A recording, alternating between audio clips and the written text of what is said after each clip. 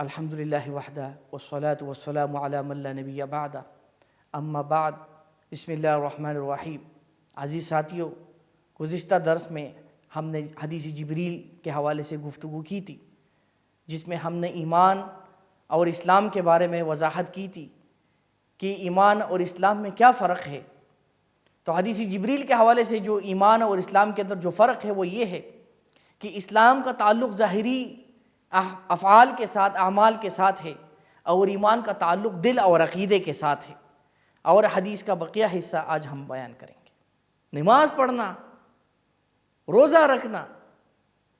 زکوٰۃ دینا، بیت اللہ شریف کا حج کرنا، یہ ظاہری اعمال ہے۔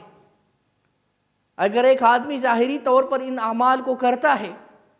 توحید کا اقرار کرنے کے بعد، تو وہ اس کو ہم مسلمان کہیں گے، اگرچہ اس کے دل میں ایمان ہو یا نہ ہو، اگرچہ وہ دل سے تسلیم کرتا ہو یا نہ ہو، لیکن ہم اس کو مسلمان سمجھیں گے۔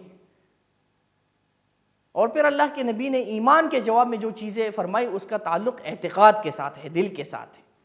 تو معلوم ہوا کہ اسلام کا تعلق ظاہر کے ساتھ ہے،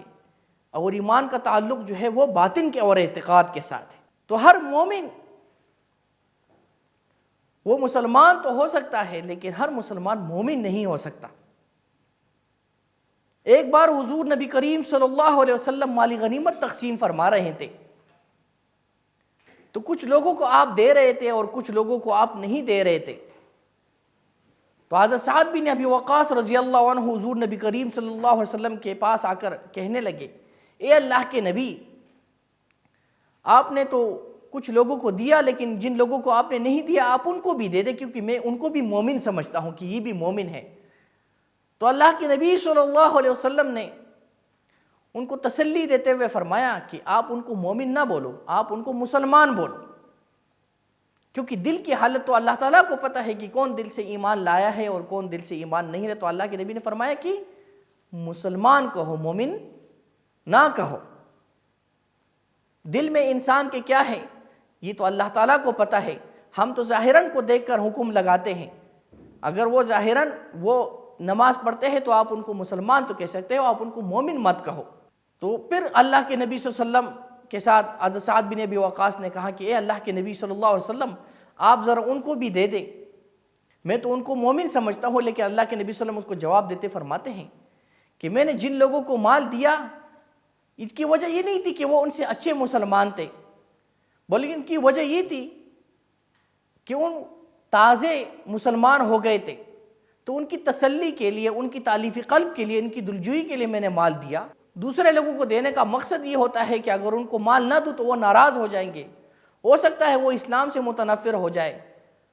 اور دوزخ کے اندر وہ چلے جائے اور وہ جہنم کے مستحق بن جائے۔ اسی طرح قرآن مجید میں اللہ تعالیٰ فرماتے ہیں، قالت الاعراب آمنا، کہ یہ دیہاتی اعرابی کہتے ہیں کہ ہم ایمان لائے۔ تو اللہ تعالیٰ نے ان کے بارے میں ذکر کیا، قل لم تؤمنوا، اے نبی ان سے کہہ دیجئے کہ تم ایمان نہیں لائے ہو، ولکن قولوا اسلمنا،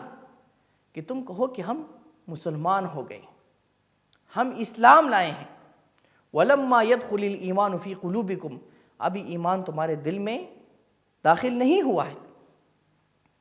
تو جب اسلام اور ایمان کا لفظ جب کسی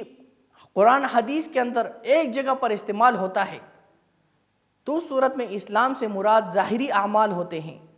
اور ایمان سے مراد عقیدہ اور دل ہوتا ہے کہ دل سے آدمی اس کو تسلیم کرے۔ پھر اس کے بعد حضرت عمر فاروق فرماتے ہیں کہ اس شخص نے پھر جب اللہ کے نبی صلی اللہ علیہ وسلم نے اس کو ایمان کی تعریف بتلائی، تو اس نے پھر کہا کہ صدقتا، آپ نے سچ کہا ہے اللہ کے نبی صلی اللہ علیہ وسلم، سچ کہا۔ حضرت عمر فاروق فرماتے پھر اس شخص نے اللہ کے نبی صلی اللہ علیہ وسلم سے سوال کیا، فرمایا کہ فَأَخْبِرْنِي عَنِ الْإِحْسَانِ،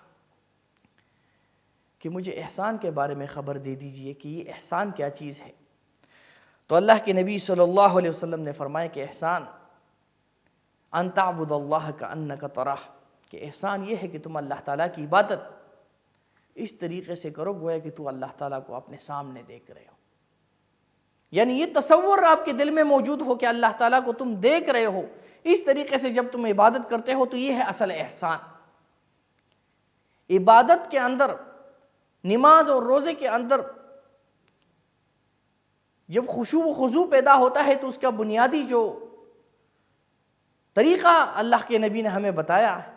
کہ انسان دل میں یہ تصور لیا ہے کہ میں اللہ تعالیٰ کو دیکھ رہا ہوں، اللہ تعالیٰ میرے سامنے ہے، تو خود بخود اس کی عبادت بھی عمدہ ہو جائے گی، اس کی عبادت بھی اچھی ہو جائے گی، اور اس کی عبادت کے اندر خشوع و خضوع پیدا ہو جائے گا۔ بہت عجیب اور عمدہ نسخہ حضور نبی کریم صلی اللہ علیہ وسلم نے ہمیں بتلایا،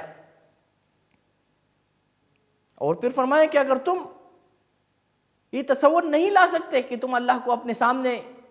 پاؤ، اللہ تعالیٰ کو گویا دیکھ رہے ہو، یہ تصور تم نہیں لا سکتے،